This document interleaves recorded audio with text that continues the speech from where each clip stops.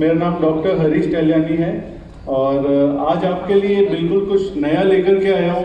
अगर आप लोगों से पूछा जाए शोल्डर के लिए सबसे बेस्ट ट्रीटमेंट क्या है, तो क्या आप लोगों के पास कोई जवाब है इसका?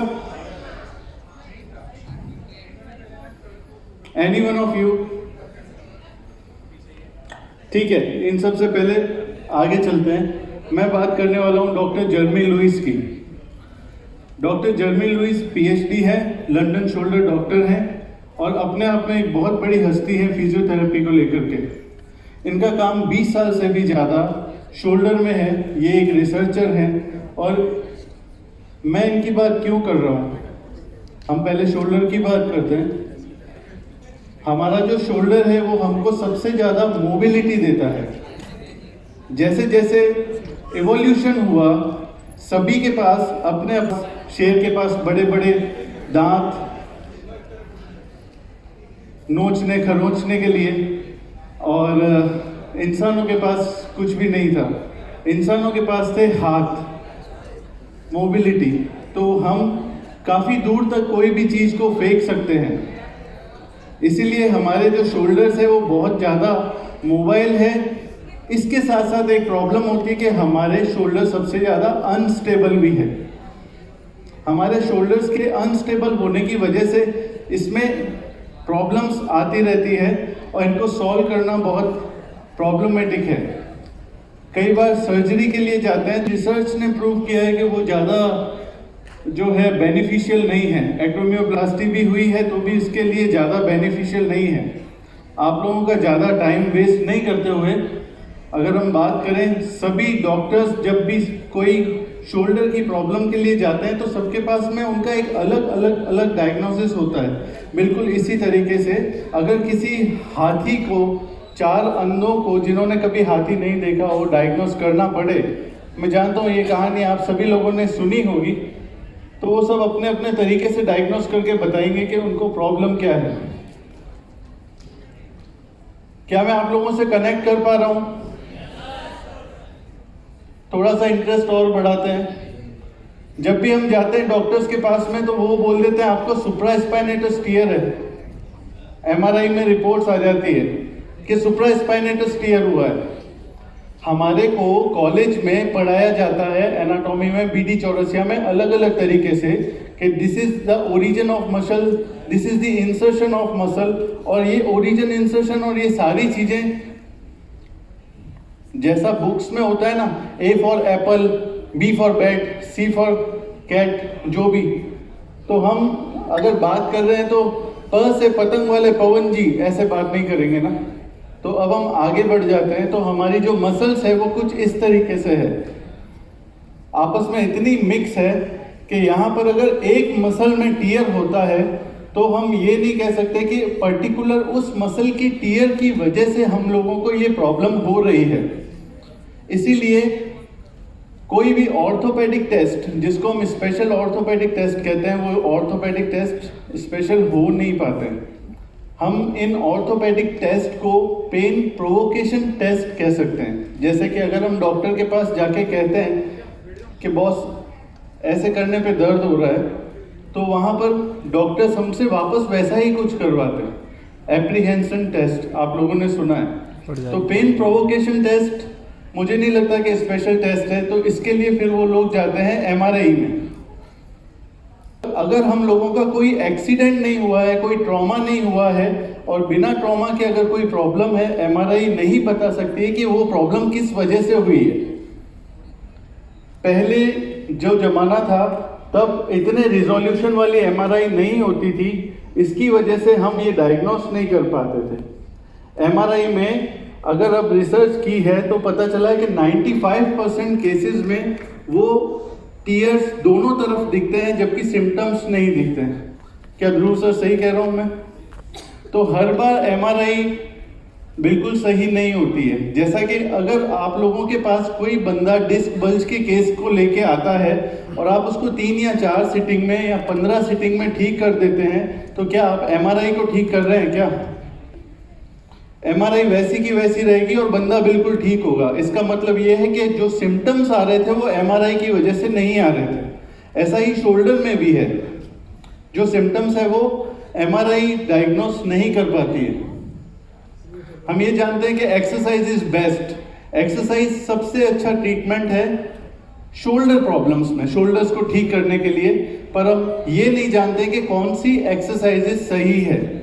हम लोग पूरे वर्ल्ड में जब भी कोई कार्डियो सर्जन के पास में जाते हैं या हार्ट में प्रॉब्लम होती है तो उनका एक सेट प्रोटोकॉल होता है। जैसे सबसे पहले जाते ही वो हमें ईसीजी के लिए बोलते हैं, ईसीजी के बाद में नेक्स्ट में जब हम जाते हैं तो वो हमारे को further blood pressure, ECG, angiography और दूसरी चीज़ों में भेजते हैं। पर हम जितने भी फिजियोथेरेपिस्ट लोग हैं, हम लोगों का कोई सेट प्रोटोकॉल नहीं है।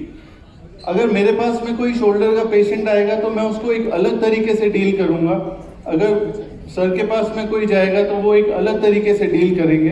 तो जब तक हमारे पास एक सेट प्रोटोकॉल नहीं है तो हम ये नहीं बता सकते हैं कि रिजल्ट कितना जल्दी आएगा और कैसे आएगा। प्रोफेसर जर्मी लुइस की क्लास 2019 में शोल्डर को लेकर शोल्डर थ्योरी एंड प्रैक्टिस करके हुई थी। पूरे राजस्थान में मैं अकेला ही हूँ जिसने कोर्स को किया है, और डॉक्टर जर्मी लुइस से कोर्स करने के बाद में काफ़ी सारे फर्क मैंने देखे हैं। इनके कोर्स में शोल्डर सिम्टम मॉडिफिकेशन प्रोसीजर आता है। इनका एक अलग ही प्रोटोकॉल है, इनका एक अलग ही सेटअप का ट्रीटमेंट है। इनका ट्रीटमेंट, इनका प्रोसीजर अलग ऐसा है कि ये नॉर्मल ऑर्थोपेडिक टेस्ट में नहीं जा करके दूसरे तरीकों से चेक करते हैं कि प्रॉब्लम क्या है और कैसे है, और वो प्रॉब्लम्स चेक करते करते ही हमारे को ट्रीटमेंट का तरीका मिल जाता है। इनकी टेक्निक्स में सबसे पहले थोरेसिक काइफोसिस को ठीक करना होता है। सेकंड टेक्निक में पोजिशनल स्कैपुला की पोजीशनिंग को ठीक किया जाता है। नेक्स्ट में ह्यूमरल हेड की पोजीशनिंग सेट की जाती है, और लास्ट न्यूरोमॉड्यूलेशन कुछ प्रोसीजर्स होते हैं। इसका एडवांटेज है कि डेफिनेट आप पेशेंट के साथ में मिलते हैं, एक पेशेंट सेंट्रिक अप्रोच रहती है। इनके कॉन्सेप्ट के बारे में मैं बात करना चाहूँगा जो मैंने क्लिनिक पर यूज़ किए हैं और उनका क्या रिजल्ट रहा है। सबसे पहला केस जो बैंकार्ट लीजन का मेरे पास आया था, जिसको कोई ठीक करने में शायद काफ़ी महीने ले लेता। ये मेरे क्लिनिक की कुछ पिक्चर्स है और ये रिजल्ट है।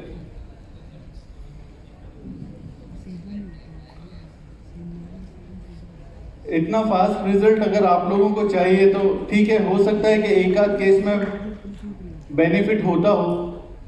दूसरा केस आप देखिए, रोड ट्रैफिक एक्सीडेंट है इस लेडी का और शोल्डर को मूव नहीं कर पा रही है।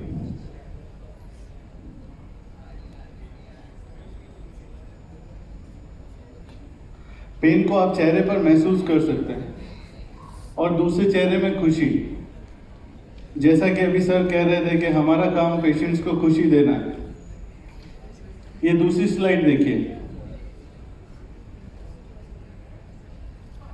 हम क्लिनिशियंस हो सकता है कि बहुत अच्छे बोलने वाले ना हो, पर हमारा काम हमारी जुबान है कि नहीं? Thank you very much. एक और केस है ये सुप्रास्पाइनेटस टेंडन टियर के लिए। ये पेशेंट है। फर्स्ट स्लाइड में आप देखें हाथ को कैसे मूव कर रहे हैं, और सेकंड स्लाइड ये कुछ एक महीने के बाद के, एक महीना किसी पेशेंट में 1.5 महीना लगा है। ये बिल्कुल चमत्कार नहीं है कि एक ही बार में प्रेस करने पर ठीक हो गया है। अगर आपको फ्रोजन शोल्डर से रिलेटेड कोई और प्रॉब्लम क्वेश्चंस हो तो आप पूछ सकते हैं मेरे से कि इनको कैसे डील करना है। अगर आप कोई भी फ्रोजन शोल्डर को 1 मिनट में ठीक कर रहे हैं तो यकीन मानिए वो फ्रोजन शोल्डर नहीं है, कुछ और हो सकता है। उसकी टेक्निक्स भी है मेरे पास में। ये एक प्रोफेशनल बॉक्सर है जो मेरे पास में आए थे। आपको एक प्रोफेशनल बॉक्सर के साथ में, और सर क्या प्रॉब्लम थी? मेरे एसी जॉइंट में बहुत ज़्यादा पेन था, स्वेलिंग थी, और मैंने कम से कम 80 या 90 सेशन ले लिए थे ऑलरेडी, और रिलीफ नहीं मिला था।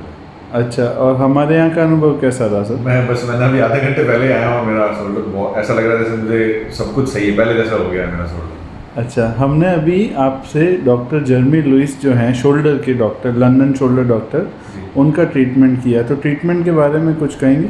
मैं सोचूं नहीं तो मैजिक है तो ट्रीटमेंट नहीं लग रहा कि आपने मतलब मैंने जितनी थेरेपीज ली है उसमें मुझे ये सबसे बेस्ट लग रहा है कि आपने जस्ट मेरे को हाफ एन आवर में बिल्कुल ऐसे कर दिया जैसे मेरा शोल्डर था ही नहीं पहले इंजर्ड, ऐसा लग रहा मुझे। थैंक यू सर, और भी सेशंस लेंगे, आपको पूरा ठीक करेंगे। Thanks a lot. Thank you. हमारे पास में समय कम है इसलिए जल्दी से ख़त्म करता हूँ। मैं हूँ डॉक्टर हरीश टहलियानी, जोधपुर में मेरा क्लिनिक है। मैं 2006 से काम कर रहा हूँ।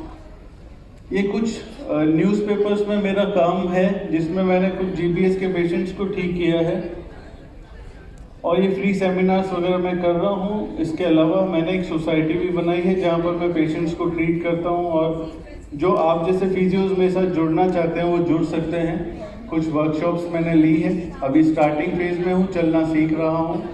आप लोगों का साथ रहा तो चलना सीख जाऊँगा। कुछ जोधपुर के क्लब्स, जोधपुर का रनर क्लब है, इनके साथ भी जुड़ा हुआ हूँ। और अगर आप लोग इंटरेस्टेड हों तो आप मुझे फॉलो कर सकते हैं। यूट्यूब पर हूँ मैं, आपको मैं इंस्टाग्राम पर भी मिल जाऊँगा और गूगल पर भी। थैंक यू वेरी मच, मुझे मंच देने के लिए शुक्रिया। Thank you so much, sir. I'm sure it was a very learning session for everyone. So please stay here for a minute.